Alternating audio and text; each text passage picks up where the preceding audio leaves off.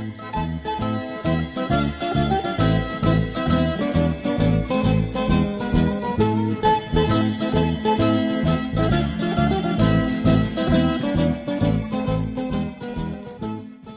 ladies and gentlemen, welcome yet again to another episode of Dinner Guide. My name is Chef Andy and I'll be your host today.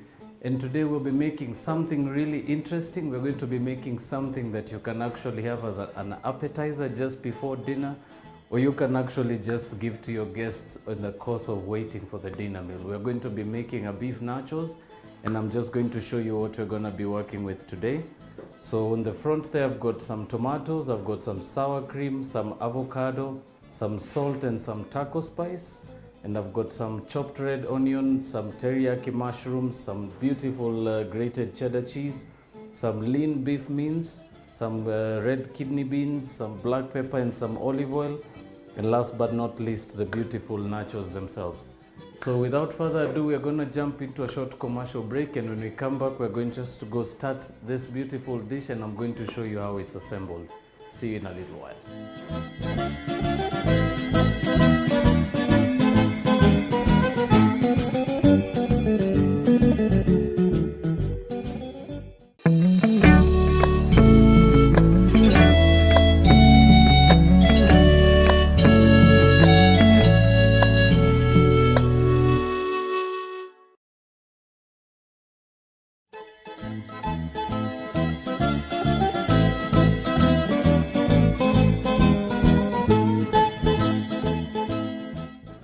Welcome back. For those who just joined us, for those who were with us before the break, just a recap on what we mentioned earlier. We're going to be doing a beautiful beef nachos today, and I'm going to show you how that is assembled on this very kitchen table.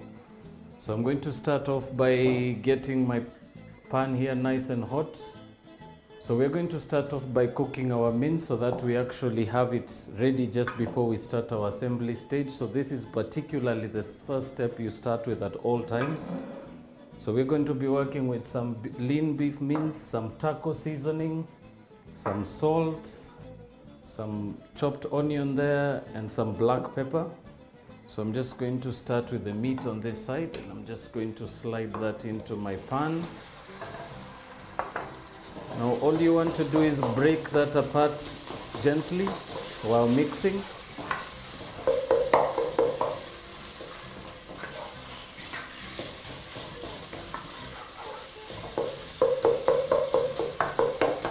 So we're basically going to be browning that, so we're going to be doing that at medium heat. In the meantime, we're going to just seed our tomatoes. So very, very simple technique.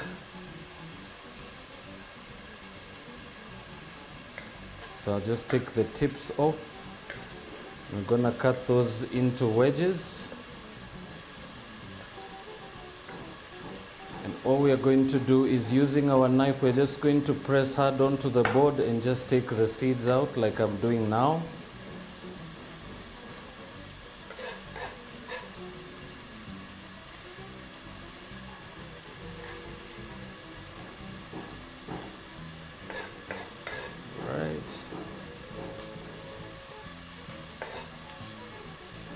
So be sure to take off the seeds in this particular stage, because what happens is if you have your tomatoes going into your nachos with the seeds on, they do release a bit of water while the room gets a little warmer.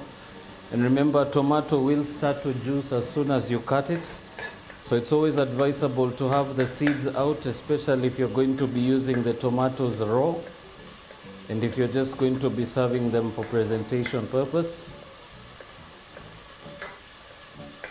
So I'm just going to cube those real quickly.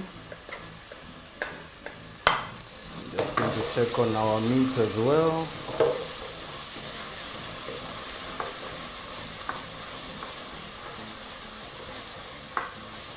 Alright, so this is about 3 or 4 minutes away. In the meantime, I'm just going to finish cubing a little more of these tomatoes.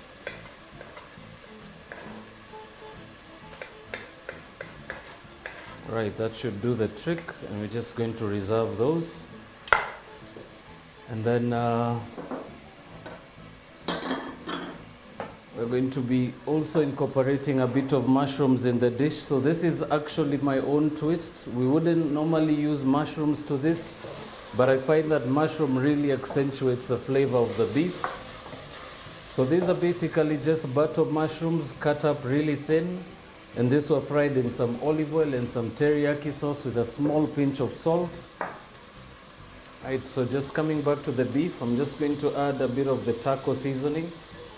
And as I mentioned earlier, this you can be able to find in the regular supermarkets around you.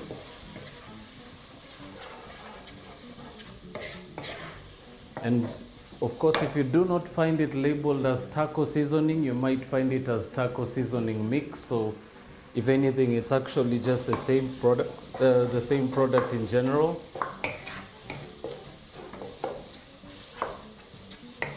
Okay, so now our mince is nice and browned.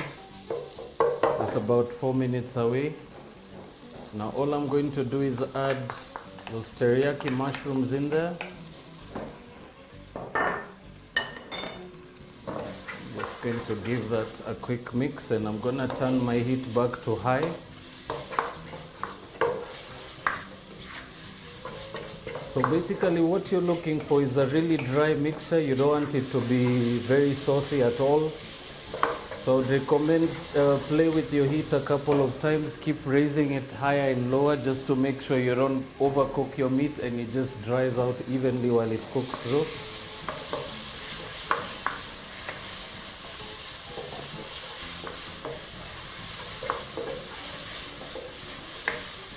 Right, so while that continues, I'm just going to turn that to a little low. And now what we're going to do is we're going to put our salsa together. So we're going to start by adding our tomatoes in here. I'm going to add a bit of the chopped red onions. And we're going to reserve just a little bit for garnishing our tacos later.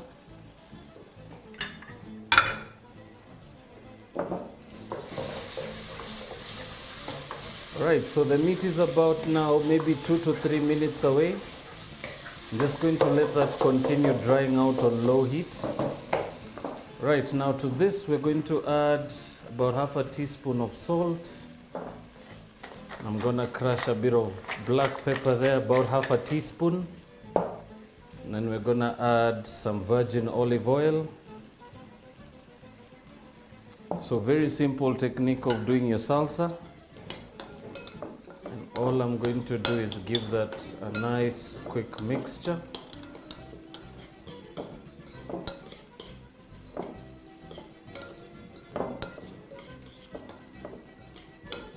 And we're basically just going to let this sit aside for a few minutes.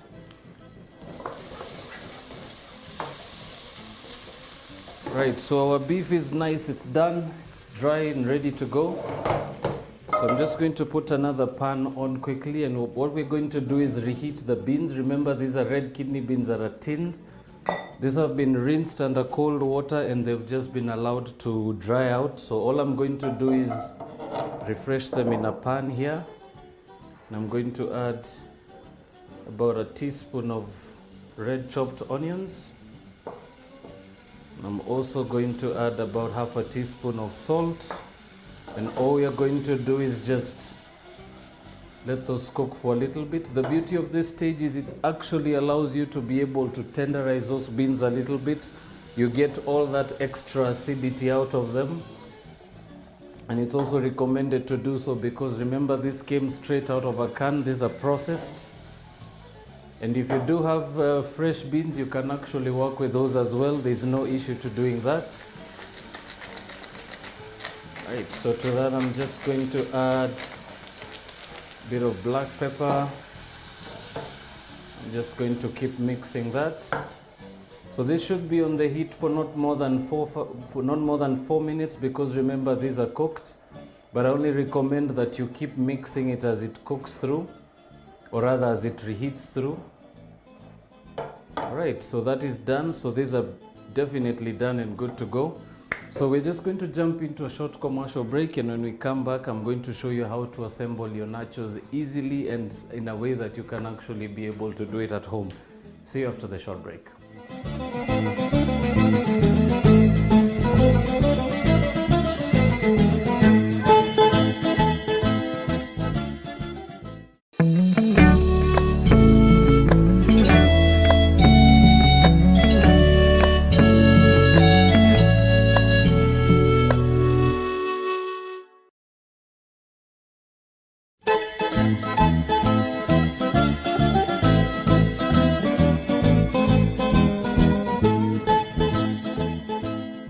Welcome back, ladies and gentlemen. For those who missed out on the beginning stages of the show, we were working on some beautiful accompaniments here, or rather the fillings that are going to be going into this beautiful nachos dish. And without further ado, we're just going to go straight into it. One thing you want to do is, if you have an oven, I'm going to recommend you actually start reheating it now at this very moment. The reason for this is you're actually going to be using the oven to just melt the cheese on your nachos. So I always recommend just reheat it just slightly before you start assembly. Gives you an ample amount of time to get it hot. So remember, you want to bring the temperature really high and then you want to switch it off. Give your cheese a bit of beautiful time to melt in there. So now my oven is sitting at 250 with the top element on. I'm just going to switch that to double elements. And as you can see, there is nothing in there. All right, so we're just going to start assembling the nachos now. And the first bit I'm going to start with is the nachos themselves, the tortilla chips. So all I'm going to do is just sprinkle some of this on the bottom of my plate like that. And then I'm just going to go selectively changing my toppings as I continue. So I'm going to start with some beans. I'm just going to put about 2 tablespoons in there. Then I'm just going to grab some beef mince. So remember, the mince had a bit of teriyaki mushrooms sauteed and mixed in there. Right. I'm just going to add a bit of chips on top of that. Then I'm going to add some cheddar cheese, some grated cheddar there. And then just a couple of dollops of sour cream.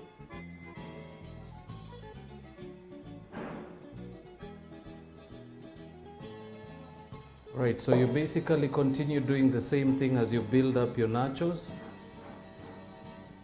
Now just go in with a bit of the red onions that we had chopped up earlier.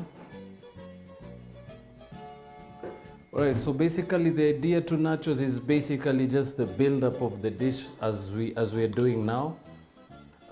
You want to take some good time to arrange it really well, because the presentation is actually as it comes out of the oven. You're probably not going to add anything onto that, because remember, this is all going to melt down and it actually is going to be one composed dish when it comes out of the hot oven. So I'll be a little generous with the mince filling, and I actually always put a little bit more in the center of the dish. So we're just going to add a bit more beans there. Now all we are going to do is build the rest of the toppings with cheese, a bit of the salsa, a bit of the sour cream, and a bit more nachos. I always recommend try and save a little more nachos on the side, just in case you have too much filling in there at the beginning stage. You can always serve a bit of the nachos on the side on their own, just to accompany the main nachos dish. So I'm just going to go with sour cream right at the top. So very simple technique to make your own sour cream. Just get some regular whipping cream, whip it till it's about soft peak or just before it starts to hold on to the sides of the bowl. Add about a teaspoon of vinegar or just a teaspoon of lemon juice and just whip it till it's actually firm. You can season it if you prefer, but I prefer to have mine with just a bit of black pepper, which is what I'm just going to add on top of the nachos now. Right, so very simple technique, as I said. And then all I'm going to do is add a bit of salsa on top of that. Be sure to allow it to just run on its own. Remember, the dish is just going to come out as is.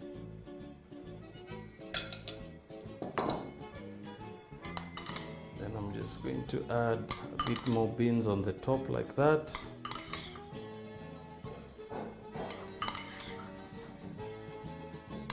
Right, very, very simple. And then just a bit of nachos at the top and on the sides.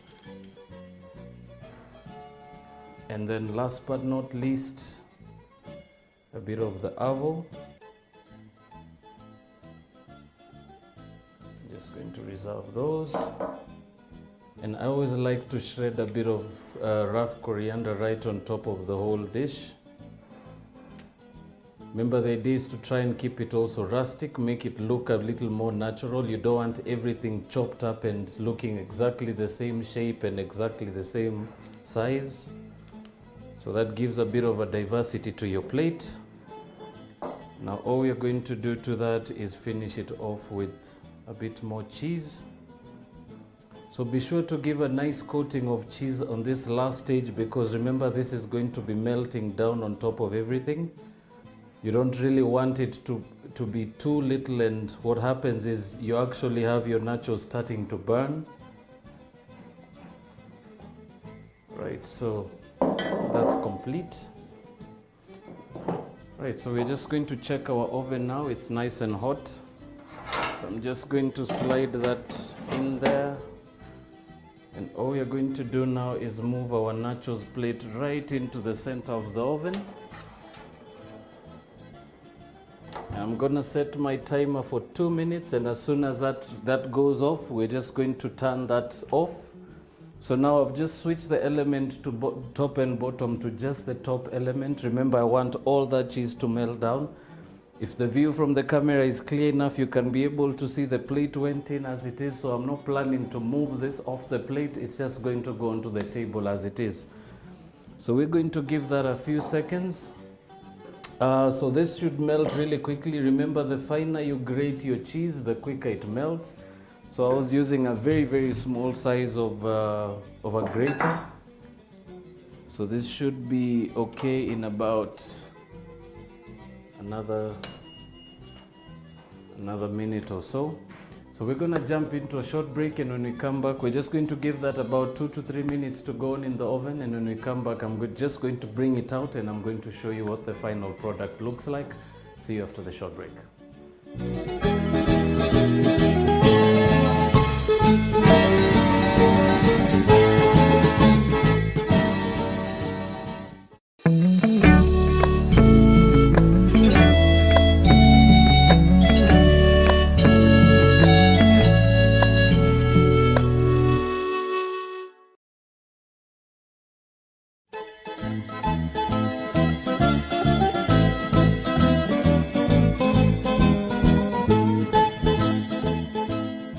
Welcome back, ladies and gentlemen. We were just about to take this out. This is now ready. And as you can see, it's got a nice, beautiful finish to it. So as I mentioned earlier, for those who just joining in, for those who missed out on what we were making today, we were making a very simple dish. We were making some beef nachos. You've been able to actually see how it's assembled. Now I'm sure you can definitely do this on yourselves at home. It's been a pleasure being with you guys today. From my end and from the studios, have a lovely night and see you soon.